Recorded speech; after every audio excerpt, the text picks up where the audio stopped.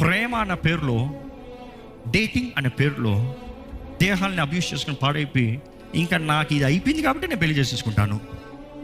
జీవిత కాలం నరక వేతన.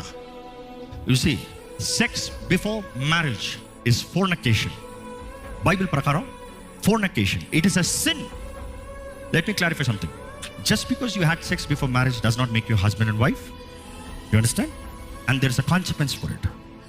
నేను ఆ పాపం చేశాను కాబట్టి ఆ పాపాన్ని కొనసాగిస్తానని చెప్తాను. దేవుడు పరిశుద్ధపరచడు, అది అవ్వదు. ఫస్ట్ పాపాన్ని ఒప్పుకో, పాపాన్ని విడిచిపెట్టు, పశ్చాత్తాపపడు. పరిణామాలు ఎప్పుడు ఉంటాయి, కానీ ఆయన కృపణిస్తాడు, జ్ఞాపకం చేసుకో. His grace is enough. కానీ నీకు మేలు చేస్తాడు, నీ జీవితంలో మేలు జరిగినట్టుగా చేస్తాడు. Don't get sold easily, don't get deceived easily.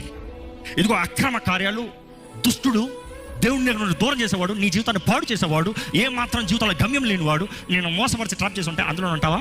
అలాంటి వారే గోస్ టు అబ్యూజివ్ మ్యారేజెస్.